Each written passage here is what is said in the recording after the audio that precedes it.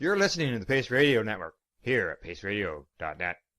The views expressed by the individuals during this broadcast are their own opinions, and they may not be the same as those of their group or other organizations they may be involved with.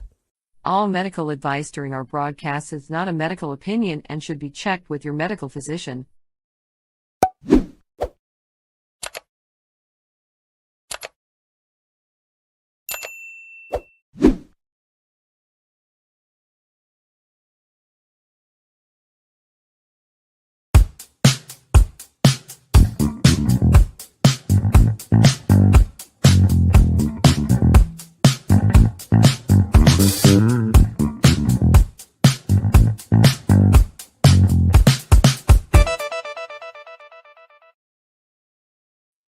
Good day and welcome to the Mushie Moment for Tuesday, March 3rd, 2026. I can't believe it's March and March is marching on.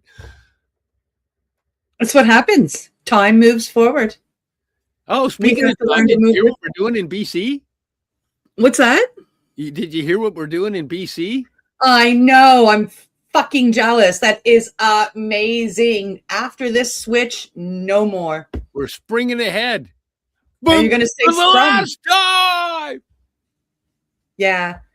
That back and forth stuff is insane. I'm excited for you guys. I'm excited to see that happen. Second province in Canada to actually have it happen, and I can't wait to join you. Both in doing that and coming out to visit next month. Woohoo!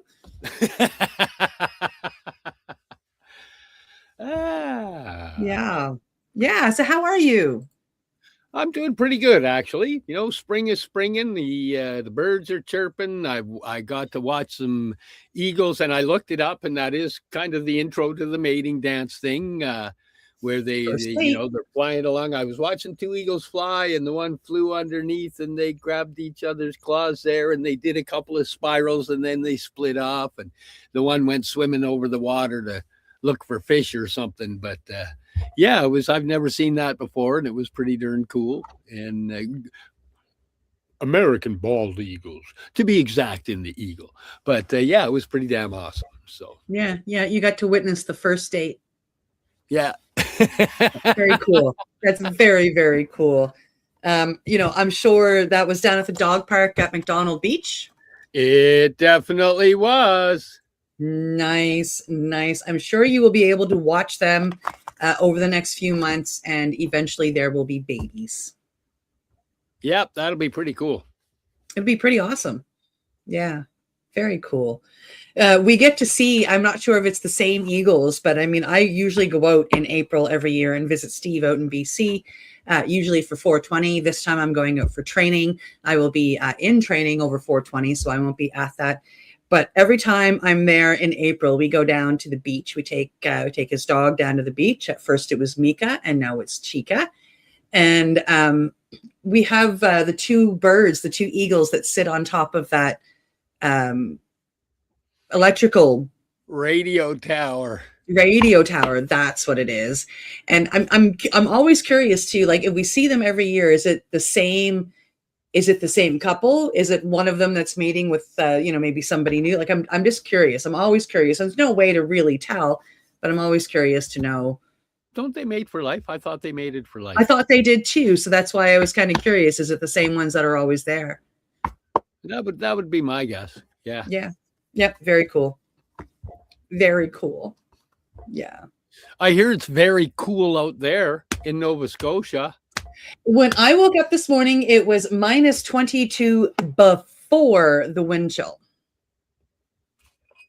Well, then I won't cry about this light rain we got that isn't that cold. It's now gone up. I think it's like 3 degrees outside, feels like 0. But yeah, when I woke up this morning, it wasn't just cold, it was fucking cold. We have another 10 to 15 centimeters of snow coming tonight. Really? Yeah.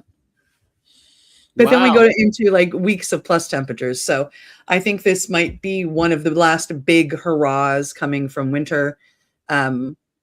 So yeah.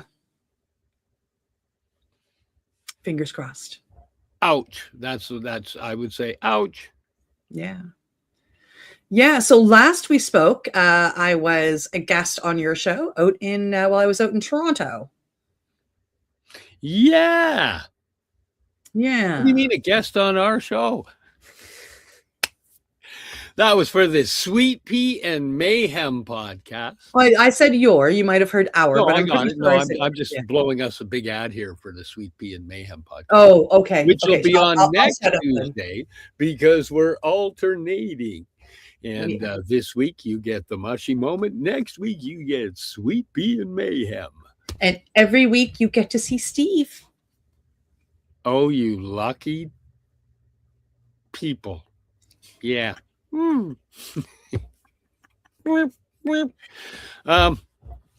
Yeah. Yeah. Yeah. And then there was radio silence. Wait, hang on, because I'm going to grab that. Hang on. I believe it's yeah, no. Hang on. I got it. Where is it? Here it is. I believe the saying is yeah, no, yeah, for sure. Yes, bye. Yeah, no, yeah, for sure. I should have had that closer. Sorry, the gag doesn't work so well when you gotta dig through the box to get it out. I leave it, bah. Yeah, but that's funny. That's a cute T-shirt for anybody that's curious about that. That comes from Northeast Apparel here in Nova Scotia. And they make T-shirts with a bunch of maritime sayings on them.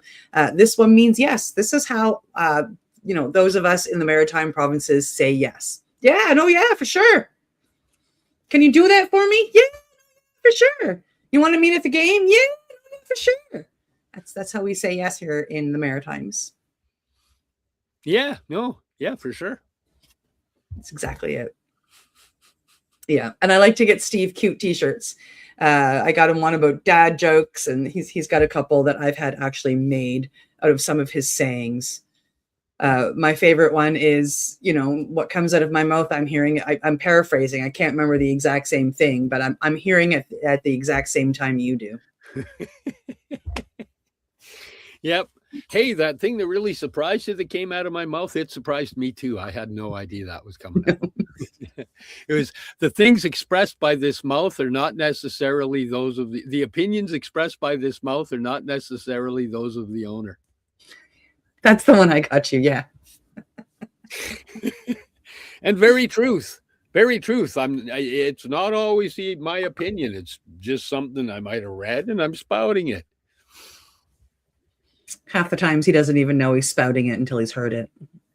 Yeah. Then I hear it and go, hang on. For sure. I got to research that. I think I was lying.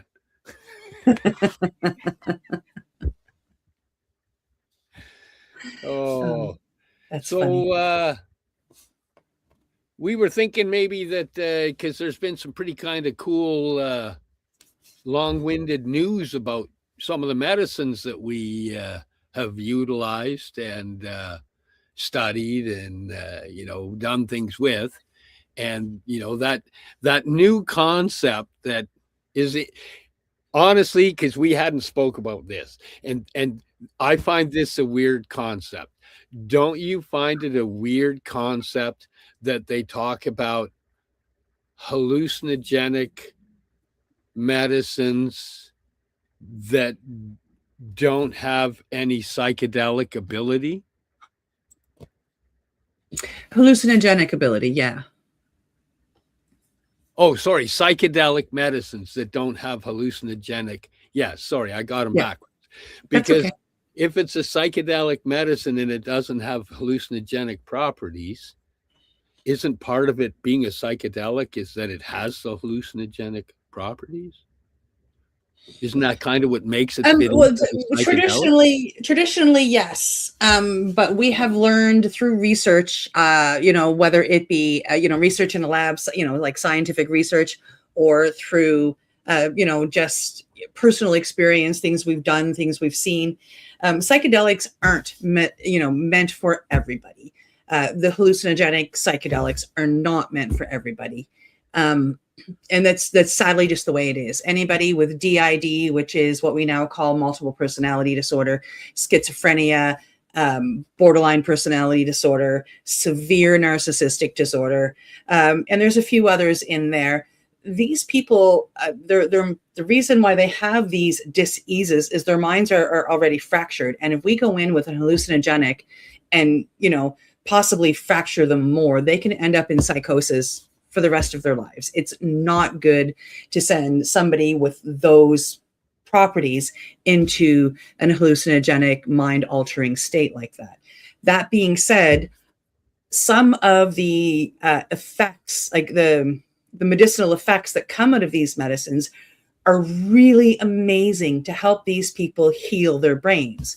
So that led modern science into trying to figure out a way to deliver these medicines without the hallucinogenic properties, to help those folks that can't have the hallucinogenic. And they've started, they've come up with a lot of wonderful things. And Steve and I, mostly Steve, have found a few articles. One came from one of my instructors, and then Steve found a few more talking about non-hallucinogenic psychedelics to help people that need that help. Yeah. And for me, I found it originally just kind of a strange concept because in my own personal experience, part of the change of how my brain viewed reality came from having the psychedelic experience. So this is making me dive into trying what is their research and what else is it? Because for me, I'd always thought that's what the medicine was.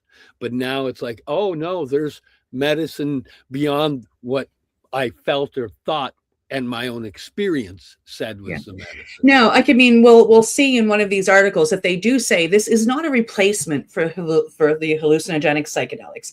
People still truly believe exactly what Steve just said. The hallucinogenic effects of it, or the spirit walk effects of it, depending on which medicine we're talking about, is a large part for people that can go into that. But again, for the people that can't, for the people that hallucinogenic effect is going to fracture more or have a greater possibility of fracturing more, this research is going to lead us to medicines that can potentially help them. Yes. Yeah. It's kind of exciting. You want to talk about the first article you found? Let's do it. Let's do it. Ladies and gentlemen, our first article is coming to us from Brain and Behavior Research Foundation. The title is Harnessing Potentially Therapeutic Properties of Psychedelics While Eliminating Hallucinations and Other Possible Unwanted Effects. Considerable effort has been made in recent years to evaluate, or in some cases reevaluate, psychedelic drugs for potential use as therapeutics to treat psychiatric disorders such as PTSD, depression, and anxiety.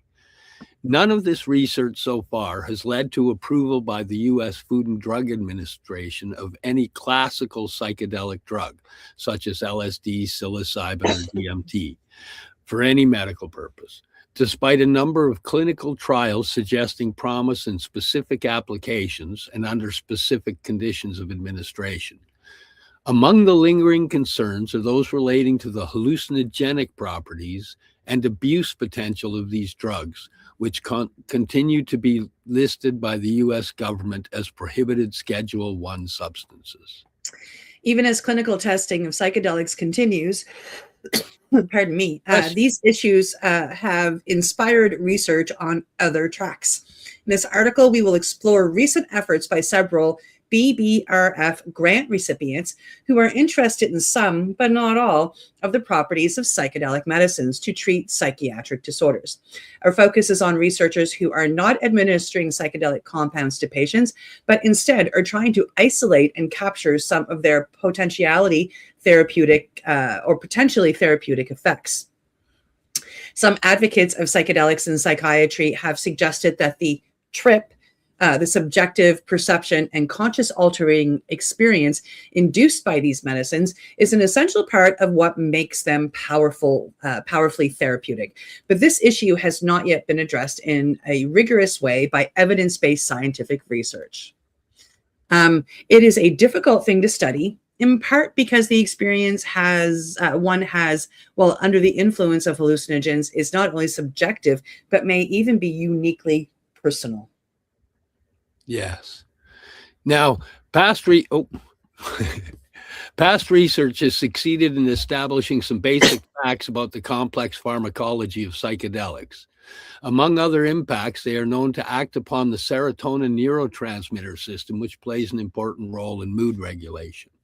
Now, the rest of this article kind of goes into this particular part of the article just goes into how psilocybin does its work in there. And because of what we're trying to put across, we're going to just bypass that. You can always come back to it.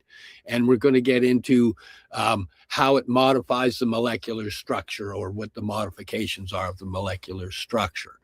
And for various reasons, the hallucinogenic properties of psychedelic drugs make these drugs particularly inappropriate and dangerous for people with schizophrenia and other disorders involving psychosis, which involve distortions of reality and difficulty distinguishing what is real and what is not. That's what Cindy was talking about earlier. But researchers also have recognized the power of some of these same substances to promote neural growth. Specifically, some psychedelic compounds have been shown to be powerful promoters of growth in atrophied cortical neurons, a fact that has intrigued researchers interested in addressing one of the hallmark pathogens associated with schizophrenia. Analysis of postmortem brains of people who have suffered from the illness have revealed decreased branching of the dendrites that bring signals from other neurons into nerve cells in the cortex. Reduced density of dendritic spines, the tiny bump-like protrusions along the dendrites, are the points of contact for axons projected by neighboring neurons. It's how your brain talks to itself. And abnormally low levels of proteins that form synapses in cortical tissue. And they're all are manifestations of the cortical atrophy. It is inconceivable to contemplate treating schizophrenia with psychedelics. Absolutely. Yet the problem of cortical atrophy has inspired some researchers to search for ways to modify psychedelics so as to retain their potentially therapeutic neuronal growth promoting properties while reducing or eliminating their hallucinogenic ones. So what that's saying there is they're looking for a way, which is exactly what we were talking about before the article, to go in and help that brain heal without sending the person into hallucinations or a spirit walk, which may cause those fractures to fracture more. So while they would be trying to heal them, they would be refracturing them. And doing it without the hallucinogenic state is a way that they might be able to do that. Yes. From there, we will scroll down to the next section on it, which is alter the molecule to target a different receptor. Because in there, that particular rest starts to talk about the LSD that they're creating that doesn't have the psychedelic effect as well. So the first section is kind of about the mushrooms. This one here talks about the LSD molecule and whatnot.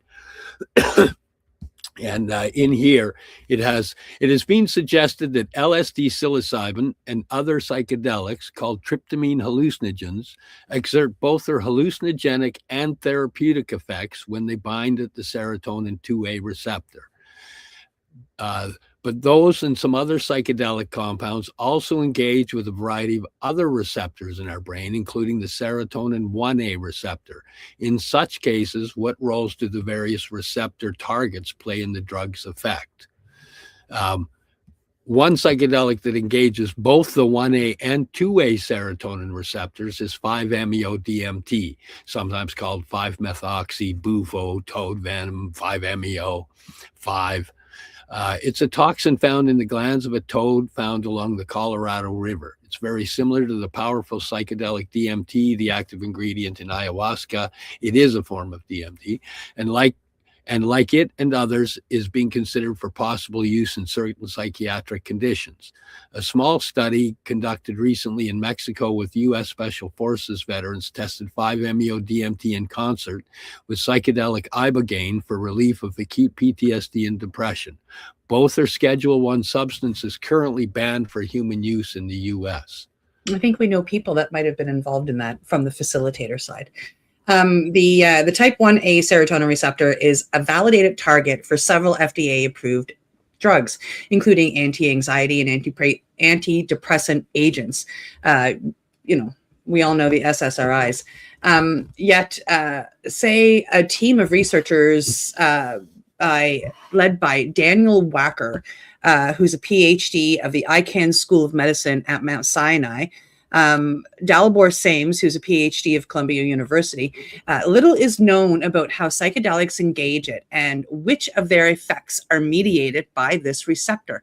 The recent published results of a study in which they and colleagues performed a detailed structure and functional exploration of mechanisms through which several classical tryptamine psychedelics, as well as 5-MeO-DMT and several prescription drugs, bind to and activate the 1A serotonin receptor at the molecular and atomic levels.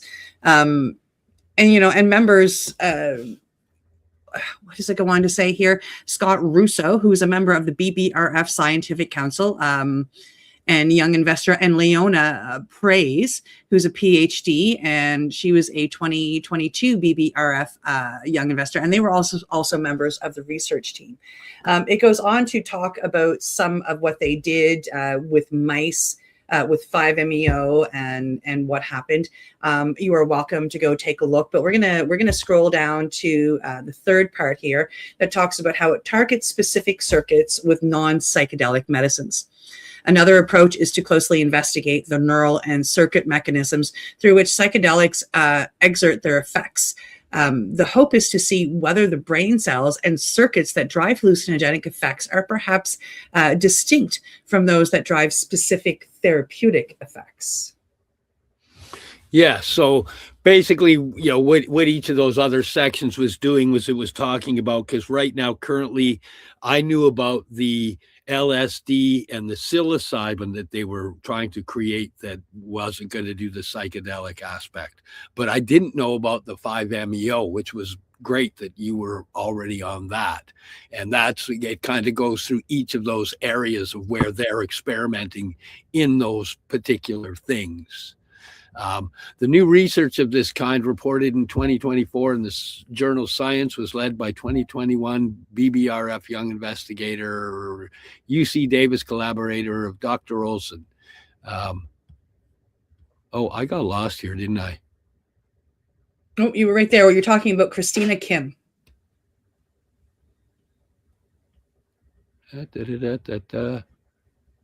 Oh, there we are. And young investigator Christina K. Kim, PhD, a UC Davis collaborator of Dr. Olson mentioned earlier, co-author of the new paper. Dr. Olson said the idea of decoupling putative beneficial effects of psychedelics from their hallucinogenic effects is not in this research a matter of chemical compound design. Rather, it's a matter of targeting neural circuitry. Interesting. So they're looking at the chemicals to see what the chemicals do within the neural circuitry. Mm-hmm. Okay.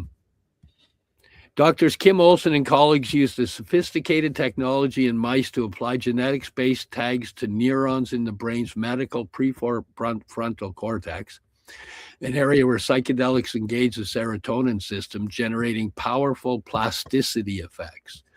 The psychedelic drug the team administered to their mouse subjects is called DOI, a well-studied compound that targets, as many other psychedelics do, the serotonin 2A receptor.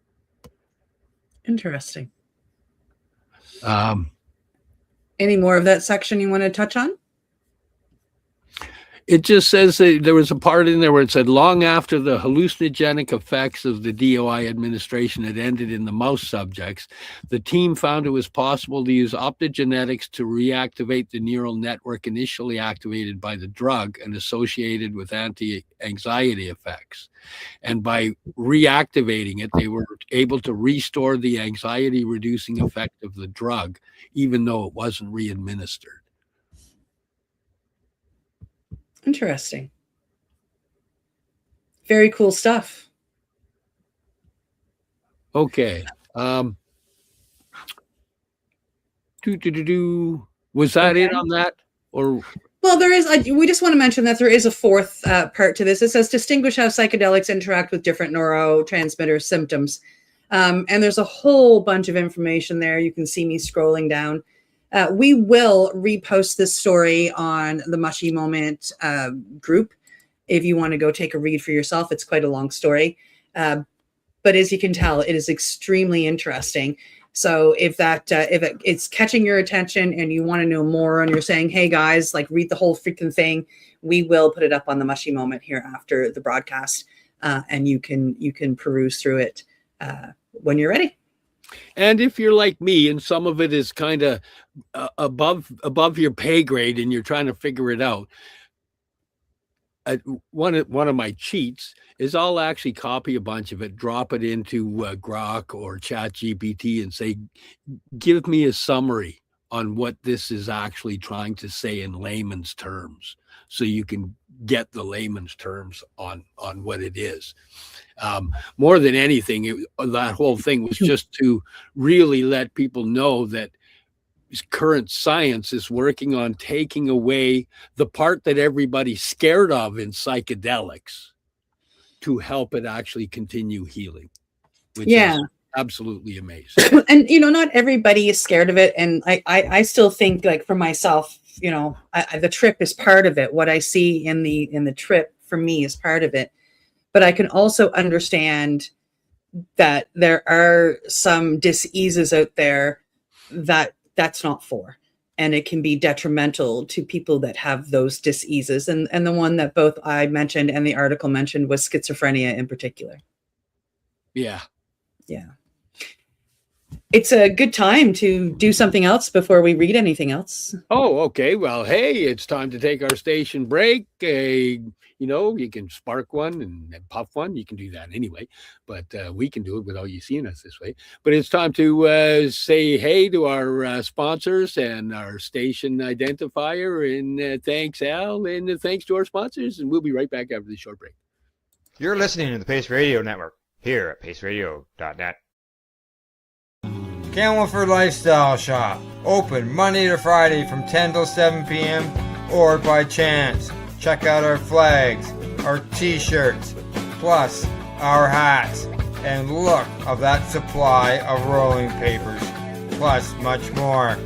We've got bongs and your favorite herbal vaporizers.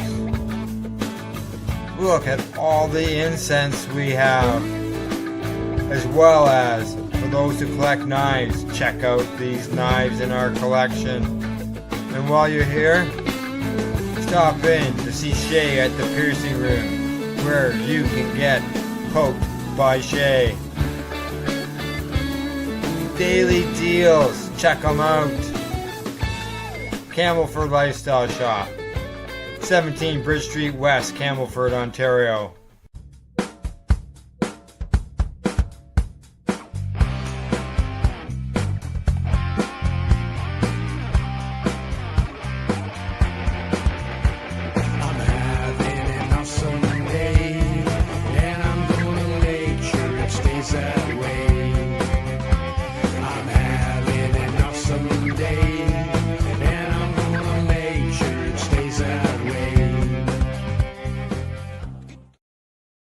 Limestone City Hydroponics is Kingston, Ontario's hydroponics shop. Take your growing to the next level and create the optimal environment with a tent kit, or maximize your yield with an ebb and flow flood table kit. Either way, Limestone City Hydroponics has more sizes and options to fit your needs. Are you looking for the power of the sun that adapts to your budget? Then look no further, as they have professional grow lighting. They have indoor grow systems that are easy and cost effective, with many options to fit your living space and lifestyle. Cultivate your growing potential. We have everything you need to succeed. And if you can't make it to the store, they offer local delivery to the greater Kingston area. Remember, when you're looking for experts to help you grow, then look no further than the locally owned Limestone City Hydroponics, 105 Sunderland Drive in Kingston, Ontario. Call them at 613-548-0420. Rerolled Saturdays. Check it out. Nothing but non-stop cannabis and psychedelic programming. Find it at 420pace.ca. You're listening to the Pace Radio Network here at paceradio.net. Good day and welcome back to the Mushie Moment for Tuesday, March 3rd. Can you tell I'm looking over at the computer date on my thing when I do that? I try and sneak over without anybody noticing. Don't tell anyone. Well, March 3rd, 2026. You're freaking hilarious, my friend. Yes, so we're going to continue on. We've got a couple more stories that we found. The next one, for me, it's I'm gonna actually share the Facebook post first, and then we can go into the story.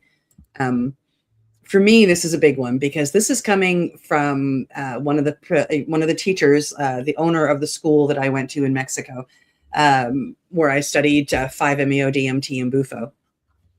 And it's just really cool what they're doing. And when I read the information, I was super excited. So, I mean, here's just what they posted on Facebook. And this is coming from the 5-MeO Information and Vital Education School that I went to. The gentleman over here in the salmon colored t-shirt, this is Joel. He is one of the owners of that school and of Tandava Retreats. He has come together with his two colleagues from the Kavla, I can't even pronounce it, but his collective ecosystem. And they are launching what they call 5 Discovery. And it's really, really interesting. This is on their Facebook page. So it is Dr. Grin, Joel Briere. So it's Manson Gurn, I believe it is. He is the Chief Science Advisor, Joel Briere, who is the co-founder of 5, and Corey Firth, who is the 5 Strategic Director. And they've come together to create this program that we're going to talk about in an article here in a minute. And I'll make sure to share this particular post in the Mushie Moment as well. I find it just really cool that they're doing this. And last week they were in the United States at a convention where they announced a lot of stuff. Again, we'll talk about that here in just 5 seconds when probably a couple minutes before when I bring the story up. And just as somebody who knows, who has worked at this school, has gone to this school, I shouldn't say worked at, but I've gone to this school. I know Joel and I know his heart and I know where he's coming from. I'm really super excited about this program that they are launching. Shall we read about it? Let's read about it. Let's read about it. So our next story is coming to us from Yahoo Finance, actually. Business Wire, actually, right here. 5 Discovery, which is the name of the company, launches to pioneer regenerative neurology with non-hallucinogenic neuroplasticians.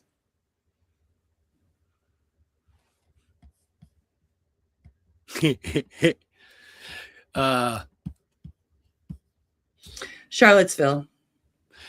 Charlottesville, sorry, I started watching the show. Charlottesville, VA, February 24th, 2026. 5 Discovery announces its launch as a biotechnology company developing small molecule therapeutics to repair dysfunctional brain circuits in neurodegenerative disease and brain injury. The company will introduce itself at the Psychedelic Therapeutics and Drug Development Conference in New Orleans, Louisiana on February 26th and 27th, 2026, where Chief Executive Officer Dr. Manesh Gurn will present on February 26th at 3:30 p.m. a talk titled Beyond Mood Disorders, Reframing Non-Hallucinogenic Psychedelics as Neuroregenerative Therapeutics. Yeah. 5 Discovery is advancing regenerative neurology, an emerging therapeutic discipline focused on restoring and stabilizing dysfunctional neural circuits rather than solely managing symptoms. Its approach leverages non-hallucinogenic neuroplastogens inspired by the neurobiological mechanisms of the psychedelic molecule 5-MeO-DMT. These small molecules are designed to preserve the validated neuroplastic and anti-inflammatory effects associated with serotonergic psychedelics, which eliminating hallucinogenic activity, enabling scalable clinical development. Exciting. The company's lead program targets levodopa-induced dyskinesia. LID, which is a debilitating complication of long-term EVOPA therapy in Parkinson's disease.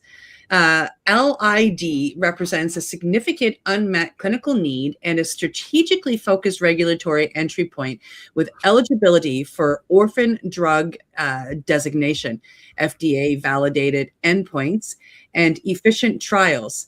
Clinician validation in LID will establish a foundation for further development in broader Parkinson's disease and additional CNS disorders. Neurodegenerative disorders are fundamentally disorders of circuit dysfunction, said Dr. Gurn, who is the co-founder and CEO of 5 Discovery.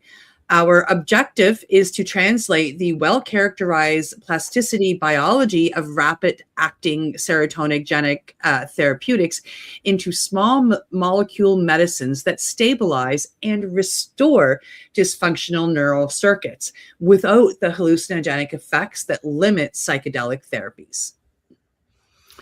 5 Discovery emerged from the Cavalia Ventures ecosystem, which established a global platform spanning clinical education, therapeutic training, and applied research in the 5-MeO-DMT field. Building on the world's largest real-world data set of 5-MeO-DMT human observations, 5 Discovery has bridged emerging clinical insights into a structured and regulatory-ready drug development roadmap.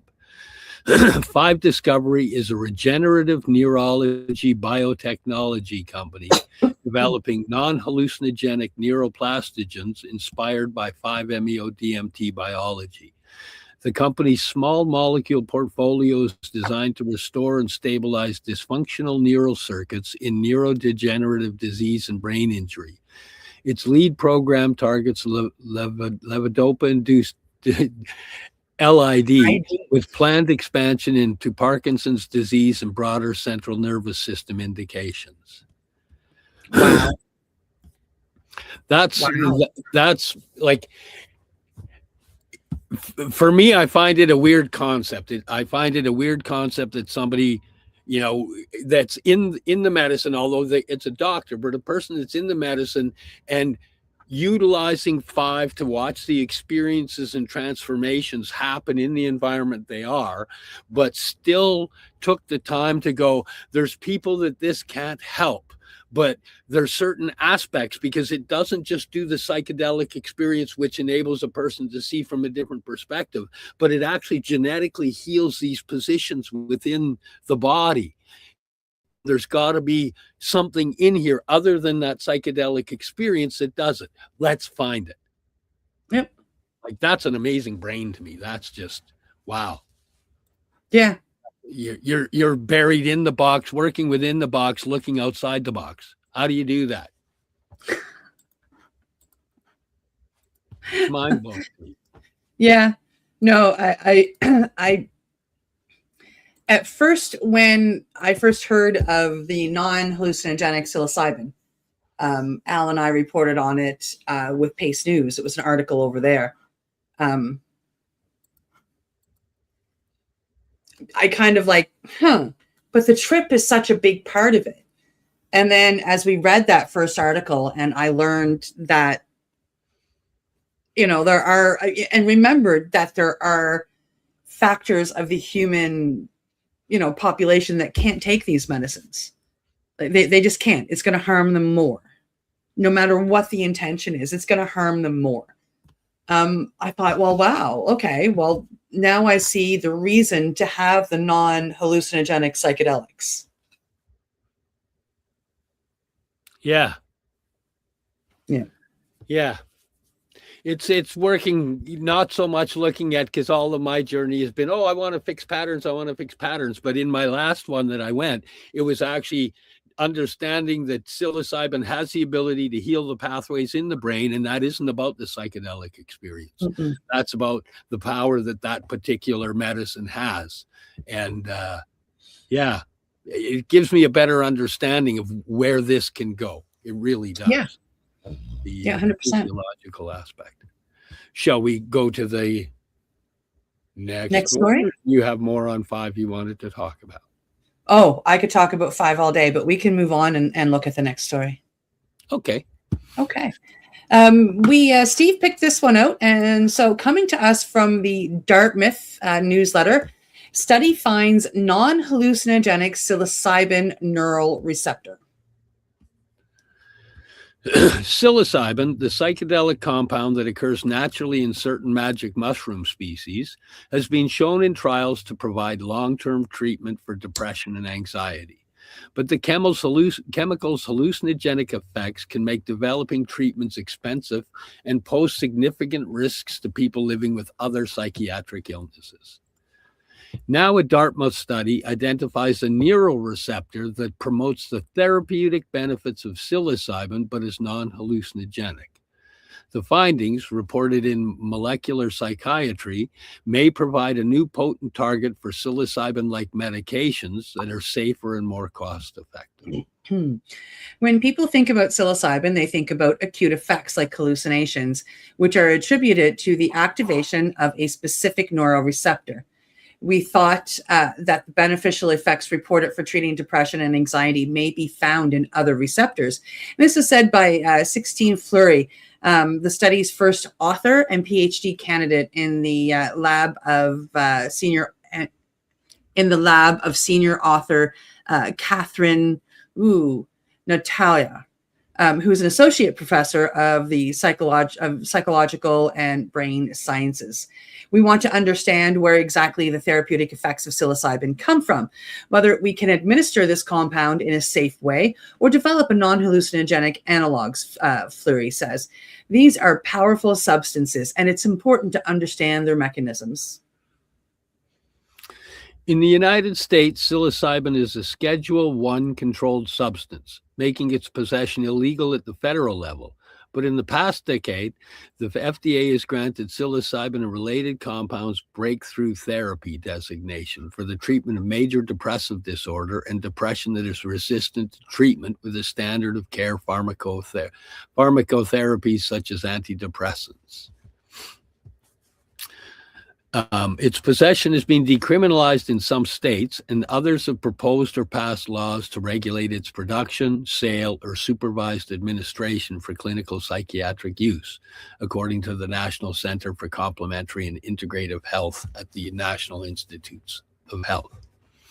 Psilocybin acts on receptors for serotonin, a chemical in the central nervous system that regulates mood, appetite, and sleep. Serotonin is a common target for pharmaceuticals designed to treat depression and anxiety.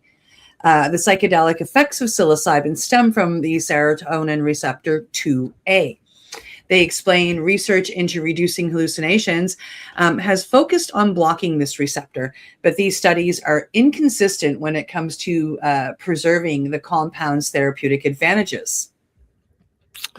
Our study shows that there likely is another target, Researchers have narrowly focused on the 2A receptor because we know it causes hallucinations, but the screening profiles of psilocybin show that these drugs bind to nearly all of the serotonin receptors.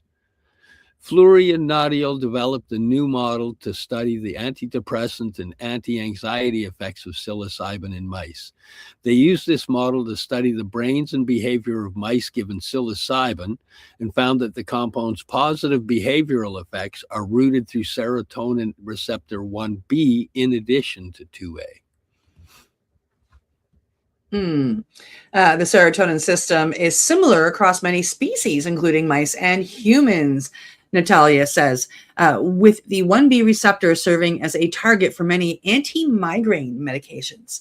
The study results could help overcome the significant obstacle to using psilocybin medically. They say studies have shown that even one dose of the compound can relieve symptoms of depression and anxiety for several weeks and can last as long as up to 6 to 12 months. But many people who might benefit from those effects, such as those with schizophrenia spectrum disorders or a family history of psychosis, are unable to take psilocybin because of the risk of psychedelics to trigger psychosis. At the same time, testing and administering drugs derived from psilocybin is weighed down by the cost of providing caretakers to safely guide people through the hallucinogenic experience, she says. Yeah. Even people without a history of psychotic disorder still have the propensity to enter a high anxious state. And that's why that's what is controlled in the trials. There we go. We know this can be done safely, but we still don't know which of the many safeguards deployed in these settings are necessary for reductions in quote unquote bad trips in psychiatric treatment. The bad trips necessarily aren't bad trips, by the way. You just, you're facing your demons and it can appear bad. The substances have the potential to open new avenues for clinical therapy and therapeutic medicines, Fleury says. It's important to find better treatments that are more efficient and more effective for people, but it's also important that we have a safe way of doing that. Well, as someone who microdoses and has used psilocybin for a lot of my brain healing, both for post-concussion and for PTSD, I could honestly say if I knew there was a safe method of doing mushrooms without getting that high all the time, right? Because that's what microdosing is, taking smaller amounts and not getting that high. But if a person had the ability to do the bigger amounts to instigate the healing of the neural pathways and the damaged areas in the brain without having the high, I'd have been on that train a long time ago. I would have been on that. Oh, what? So, this is, I love that we're doing this because it's also giving me, as we're going through, it's giving me a better understanding of the potential that it has. Because they all heal areas of the brain, and 5-MeO able to heal off areas that are in atrophy. Atrophy is just you're not using it; it's rotting. That's what that is, and it has the ability to get in there and make that work. Brilliant. Absolutely. Hey, there's a few more psychedelics out there. You rich people, why don't you fund a few of those as well? Let's get on some of the others. I know they're working with ibogaine and iboga. There's other ones out there. Let's get that train rolling. Let's find all the little things that are because the difference is it's not medicating. It's healing pathways. It's not medicating the symptoms of damaged pathways. Yeah, it's healing pathways. It's a big difference. Yeah. Yes. What are you reading? Oh, one of the comments in there. Where are we rating Hidalgo on a scale of 1 to 10? I don't get that one. No, nor do I, but that's okay. Okay. AI throwing in questions for us, eh? Might be. No, I think this is actually it's neat because what it did is for me, it separated that aspect of psychedelics being the psychedelic experience in the healing. But no, there's a lot of healing through the mechanism of the ingredients in those mushrooms or those medicines, in the ingredients of how they enter our body and what they trigger for the physiological processes of healing. Yeah. That's I mean, big. I know a lady in Ontario is she helps to heal, and she helps to control her MS by using large amounts of cannabis and psilocybin.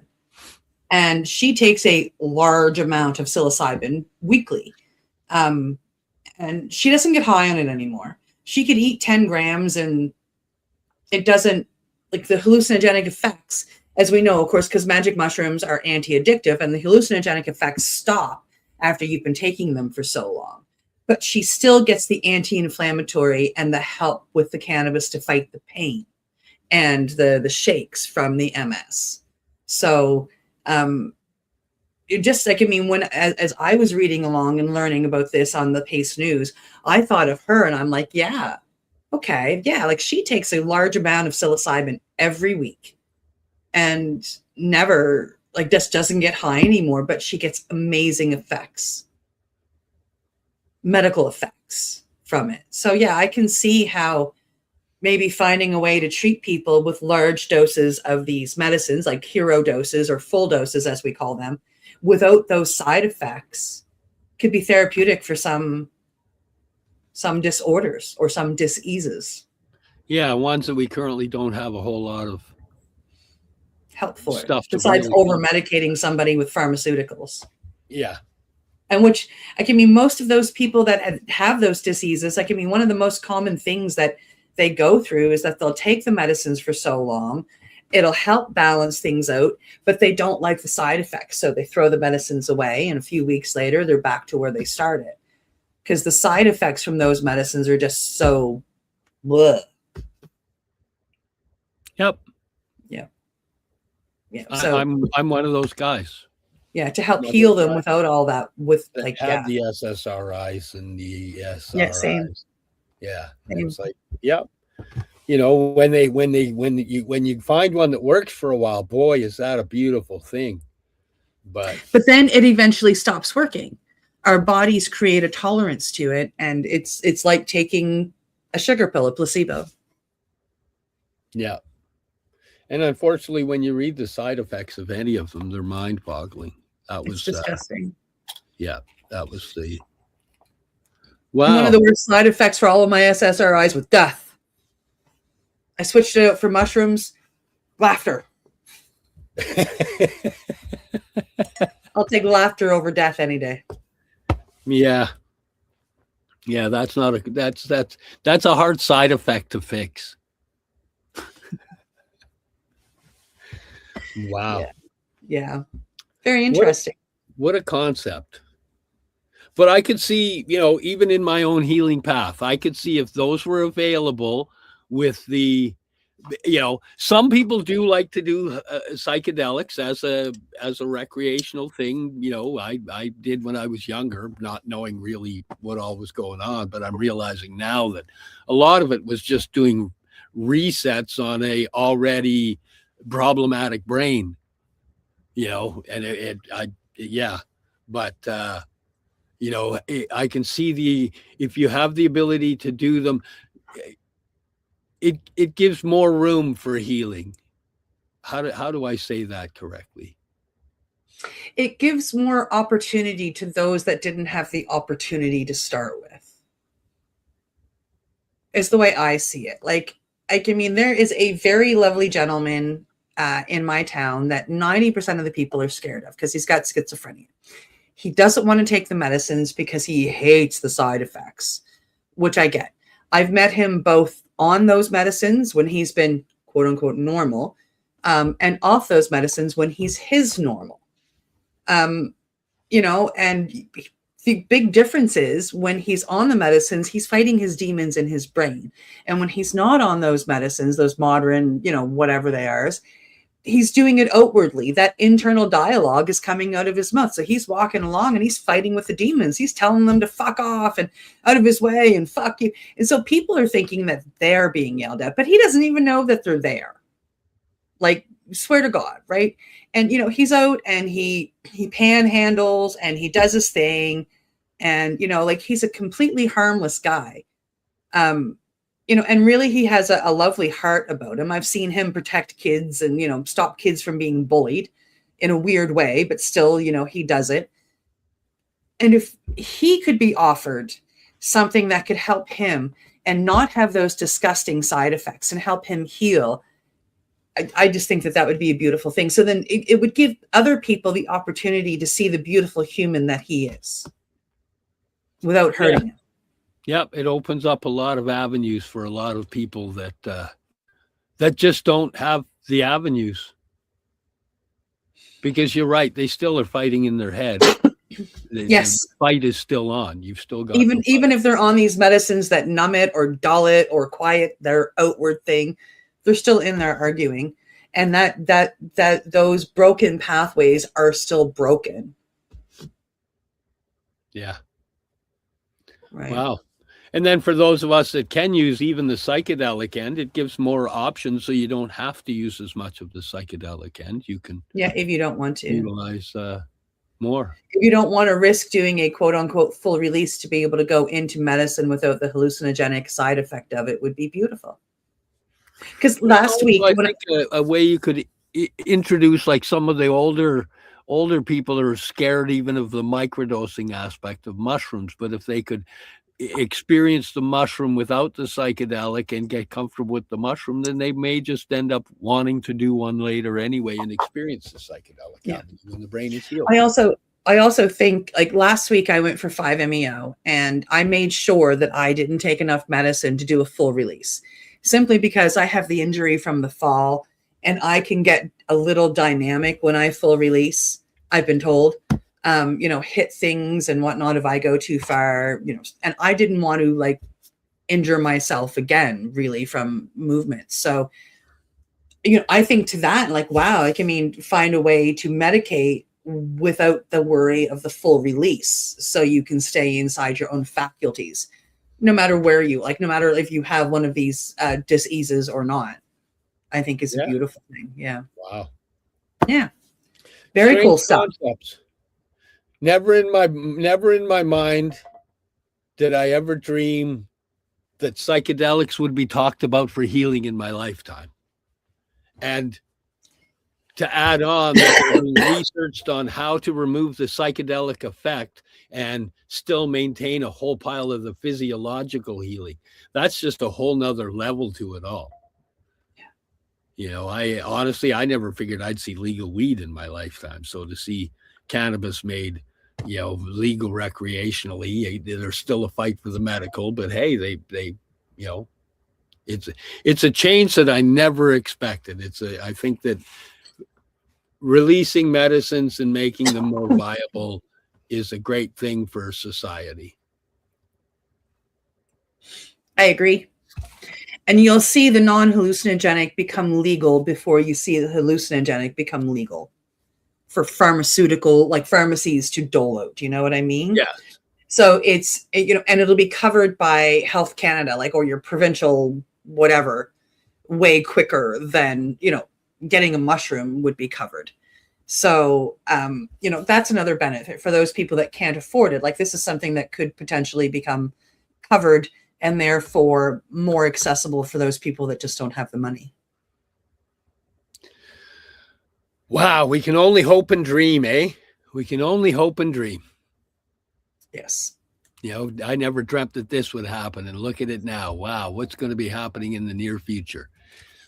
You know, I never dreamt that we would see legal cannabis. I never dreamt that we would be studying these medicines for therapeutic purposes, let alone trying to find a way for everybody to be able to have these medicines, you know. And then I take a look inward at my own personal life, and I never thought I would be here with a podcast and serving medicines and doing my own healing. You know, I thought that At a very young age, I thought that I was in for a life of torment and fighting my demons until the day I died, which I, figured would be a hell of a lot earlier than the 54 years I'm at now. So, yeah, it's incredible to look back 10 years ago, and let that Cindy look forward and see everything that's happened. Like, she's just in freaking awe. Yeah. I've been walking the path, so I am in awe, but in a different way, because of course we've been walking with it. But if I take a look at my past parts, they're like, holy fudge nut, look at what the world has become. Yeah. Never could have seen that coming. Mm-mm. Yep. That's why to keep walking the path. You never know what's coming. Yeah. Sometimes it's glorious. It is. Hey, we're It getting is. up to that time. We are at that Well, time. I guess we should say goodbye and thank you to everybody that's hanging out with us. Thanks to Al for letting us be on the station. Thanks to our sponsors for sponsoring us to be able to have this show. Thanks to my awesome co-host, Rev Cindy. And thanks to life for living. Yes. See you in 2 weeks, folks. You're listening to the Pace Radio Network here at paceradio.net. The opinions of the individuals during this broadcast are their own, and may not be the opinions of their group or other organizations they may be involved with. All medical advice during our broadcast is not a medical opinion and should be checked with your medical physician. Enjoy the buzz of legalization with Campbellford Lifestyle Shop. From lights to plant nutrients, books, consumption accessories, and more, we've got all your basics to grow or consume cannabis. Visit our info center or take a look at our piercing services and body jewelry, now available in-store through Campbellford Lifestyle Shop, 17 Bridge Street West, Campbellford. Limestone City Hydroponics is Kingston, Ontario's hydroponics shop. Take your growing to the next level and create the optimal environment with a tent kit, or maximize your yield with an ebb and flow flood table kit. Either way, Limestone City Hydroponics has more sizes and options to fit your needs. Are you looking for the power of the sun that adapts to your budget? Then look no further, as they have professional grow lighting. They have indoor grow systems that are easy and cost effective, with many options to fit your living space and lifestyle. Cultivate your growing potential. We have everything you need to succeed. And if you can't make it to the store, they offer local delivery to the greater Kingston area. Remember, when you're looking for experts to help you grow, then look no further than the locally owned Limestone City Hydroponics, 105 Sunderland Drive in Kingston, Ontario. Call them at 613-548-0420. We are people advocating cannabis education here at paceradio.net.